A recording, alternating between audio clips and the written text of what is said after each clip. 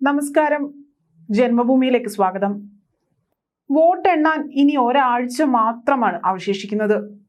ഇനിയാണ് ശരിക്കുമുള്ള നെഞ്ചെടുപ്പിന്റെ നാളുകൾ. കൂട്ടലും കിഴിക്കലും ഒക്കെ ഇവിടെ തീരുകയാണ്. ഏറ്റവും വലിയ ഫലം തന്നെയാണ് വരാൻ പോകുന്നതും. ഇനി ഒരാഴ്ച ബാക്കി നിൽക്കെ ഒരുപാട് പ്രതീക്ഷകളും ഉള്ളിൽ നിറയെ ആശങ്കകളുമായിട്ടാണ് സംസ്ഥാനത്തെ 3 മുന്നണികളും നിലവിലുള്ളത്.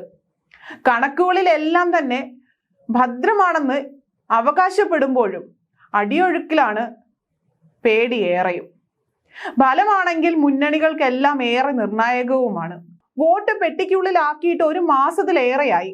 ഫലം വരാൻ സമയമുണ്ടല്ലോ എന്ന് കരുതി ജനങ്ങൾ തിരഞ്ഞെടുപ്പിനെ തന്നെ മറന്നോ എന്ന് വരെ സംശയവുമുണ്ട്. തുടക്കം മുതൽ ഇപ്പോഴും UDF ആവർത്തിക്കുന്നത് അവർക്ക് ഫുൾ സീറ്റ് വിജയം എന്നാണ്, അത് ഉറപ്പാണ് എന്നാണ് അവർ അവകാശപ്പെടുന്നത്. എന്നാൽ പുറത്ത് അങ്ങനെ പറയുമ്പോഴും 5ലേറെ സീറ്റിൽ മാത്രം നല്ല പോരാട്ടം നടന്നുവെന്ന് മുന്നണി സമ്മതിക്കുന്നുള്ളൂ. എവിടെയെങ്കിലും പിഴച്ചാലും 17ൽ ഒരു കാരണത്താലും കുറയില്ല എന്നാണ് UDFന്റെ ആത്മവിശ്വാസം.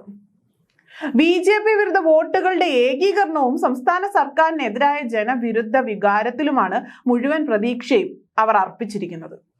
എന്നാൽ ന്യൂനപക്ഷമായ വോട്ടുകൾ വിഭജിച്ചു പോയാൽ കണക്കുകൾ തെറ്റുമെന്ന ആശങ്കയും UDF ക്യാമ്പിലുണ്ട്. മോശം സ്ഥിതിയെ മികച്ച പ്രവർത്തനം കൊണ്ട് മറികടക്കാനായി എന്നാണ് ഇടതുപക്ഷത്തിന്റെ വാദം. അവരുടെ പ്രതീക്ഷയും അതാണ്.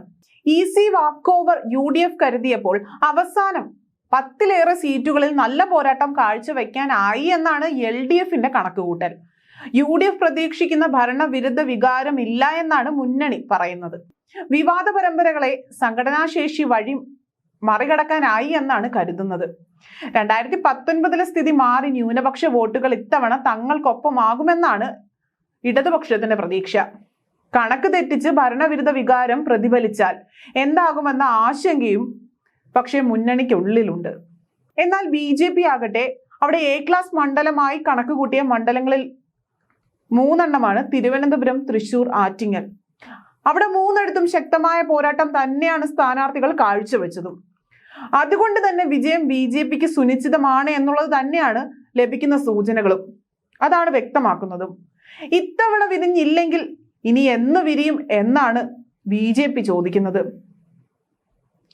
ഇല്ലെങ്കിൽ നിലനിൽക്കാനാകില്ല എന്നും അവർ കണക്ക് കൂട്ടുന്നുണ്ട്. കേന്ദ്രമന്ത്രിമാരെ വരെ സ്ഥാനാർത്ഥികളാക്കിയായിരുന്നു പോരാട്ടം നടത്തിയത്. പോരാട്ടം നടന്നത്. നരേന്ദ്രമോദി പലകുറി കേരളത്തിൽ വന്നുപോയതും വിജയ പ്രതീക്ഷ വർദ്ധിപ്പിച്ചിട്ടുണ്ട്. മോദിയുടെ ഗ്യാരണ്ടി കേരളത്തിൽ വോട്ടാകുമെന്നത് ഉറപ്പ് തന്നെയാണ്. അങ്ങനെ തന്നെ പാർട്ടി വിശ്വസിക്കുന്നതുമുണ്ട്. ഡബിൾ ഡിജിറ്റ് സീറ്റ് പറയുന്നുണ്ട് എങ്കിലും 3 അവസാന കണക്കിലുള്ളത്. തിരുവനന്തപുരം, തൃശ്ശൂരും പിന്നെ ആറ്റിങ്ങലും ഉറപ്പാണ്. ഈ 3 സീറ്റുകൾ ഉറപ്പിക്കുന്നുണ്ട് BJP. ഒരു വെട്ടം കൂടി മോദി എന്ന ഉറപ്പായിരിക്കെ രാഹുൽ ഇഫക്റ്റും ഇന്ത്യ സഖ്യവും ഒന്നും ഏശില്ല എന്ന കണക്കുകൂട്ടലുമുണ്ട്.